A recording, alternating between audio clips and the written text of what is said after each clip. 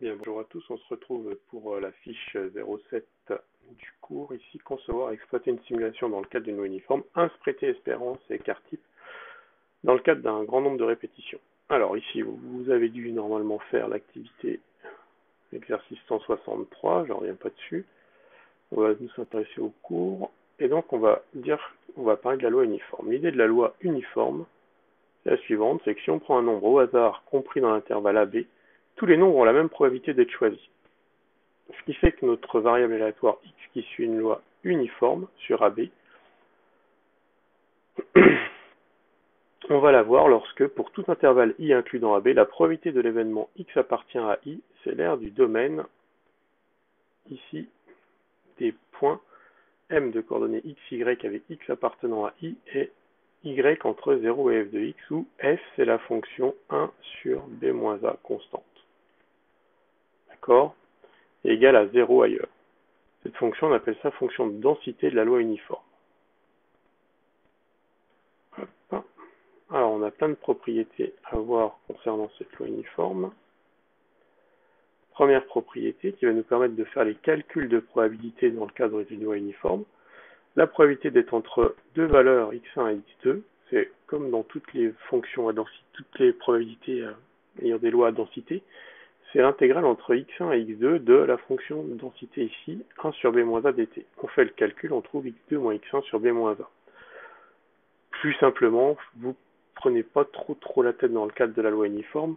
Si vous voulez la probabilité d'être entre 1 et 3 pour une fonction pour une variable aléatoire qui est une loi uniforme sur un 3, bah, vous êtes sûr d'être entre 1 et 3. Donc effectivement, ça va être 1. Si vous voulez la probabilité d'être entre 1,5 et 2, ici, si vous représentez ça, regardez, avec ici 1, 2, 3, nous on est en train de chercher, on est sûr qu'on est quelque part entre 1 et 3. Et on veut savoir la probabilité qu'on a d'être entre 1,5 et 2. Bah, 1,5 et 2, on comprend bien que ça représente 2 moins 1,5 ici, un intervalle de longueur 0,5, sur cet intervalle-là qui fait 2. Donc c'est 0,5 sur 2 au final. Pourquoi 0,5? Bah, c'est 2 moins 1,5. Donc c'est ce qu'on écrit ici quand on fait la loi uniforme. Alors, on va vous parler de la fonction de répartition après, mais dans un premier temps, déjà, avant ça, on va voir que graphiquement, la fonction de densité, étant donné que c'est constamment égal à 1 sur b-a, la voilà. Je vous rappelle que si vous voulez avoir, par exemple, la probabilité ici d'être entre x1 et x2, on met x1 par exemple ici, x2 ici, bah, c'est l'aire sous la courbe, donc ici ça va être cette aire-là, la probabilité d'être entre x1 et x2. Fonction de répartition, donc là c'est une définition pas nouvelle. Ce qu'on appelle la fonction de répartition, c'est la probabilité pour x d'être inférieur ou égal à x. Donc nous, dans le cadre d'une loi uniforme, si x est plus petit que a, bah, c'est évidemment 0. Si x est entre a et b, c'est x moins a sur b moins a. Et si x est plus grand que b, on est sûr que c'est le cas, donc c'est 1. Ça, c'est ce qu'on appelle donc la fonction de répartition de la variable aléatoire x.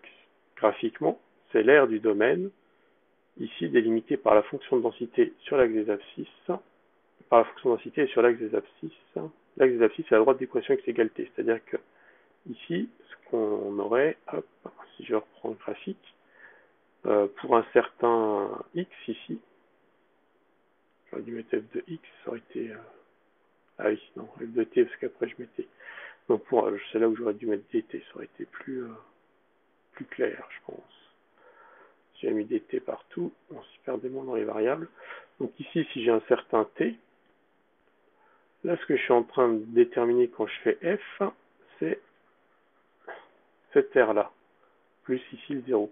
Donc je retrouve bien le t-a sur b-a. Et si je dépasse ici, là, j'ai tout ça en plus, donc ça fera 1. Bon, j'insiste pas trop. Graphiquement, notre fonction de répartition, bah, une fois qu'on a ça, il suffit de le traduire. Hein. Si on est à A, avant A, c'est 0, après B, ici, c'est 1, et entre les deux, c'est affine. Donc, pas de problème, c'est une droite qui rejoint les deux. Autre formule, quand vous avez une variable aléatoire qui suit une loi uniforme, vous pouvez déterminer ici l'espérance. L'espérance de votre variable aléatoire, dans ce cas-là, c'est a plus b sur 2.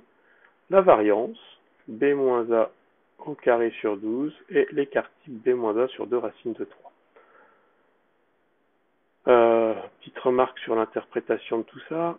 Donc, quand on a une variable aléatoire qui fait intervenir une loi uniforme sur AB, qu'on répète un très grand nombre de fois, cette expérience, la moyenne des valeurs prises par x devient proche de a plus b sur 2, et elles sont dans l'intervalle. Et la racine de la moyenne des carrés des écarts à la moyenne devient voisine de b moins a sur 2 racine de 3. Ici, on interprète l'espérance comme étant la moyenne des valeurs prises par la variable aléatoire sur une répétition d'un très grand nombre de fois de l'expérience. Et ici, on interprète l'écart type. Mais bon, cherchez pas trop avec ça. Ok, voilà qui termine ce point.